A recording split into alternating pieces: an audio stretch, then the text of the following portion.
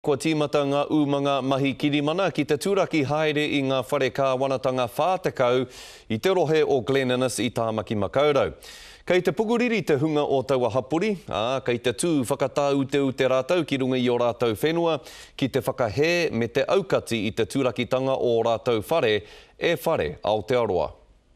Koinei te tuatahi o nā whare whātekau ka turakina ki rua pōtaka. Makes me want to cry, but I've got to be strong. I'm here on a mission. Ara kia kaua te whare e turakina.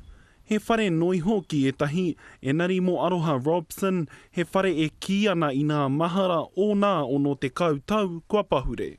The house was never faced like this. It was always facing out, the door facing out this side. But yeah, and it used to get full in there. Hei tā te kapo reihana whare o Aotearoa me turaki e nei whare i te mea he nui hoki te hara o nā kainoho o konei. Ko tā rātau mahere pūrero he hana kia ruarau neke atu whare ki konei.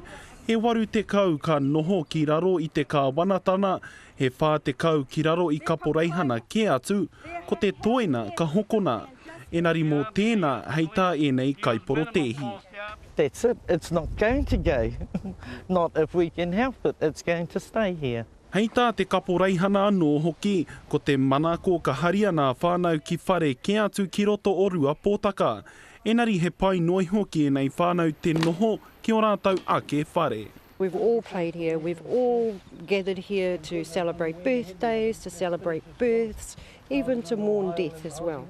So that's why they're all important to us. Ko te whakapae ka hoki mai anō te huna turaki whare hei apōpō. Hei tā e nei kainoho kaore rātau mo te neke i o rātau kāina. Rāpare tā whai te karere.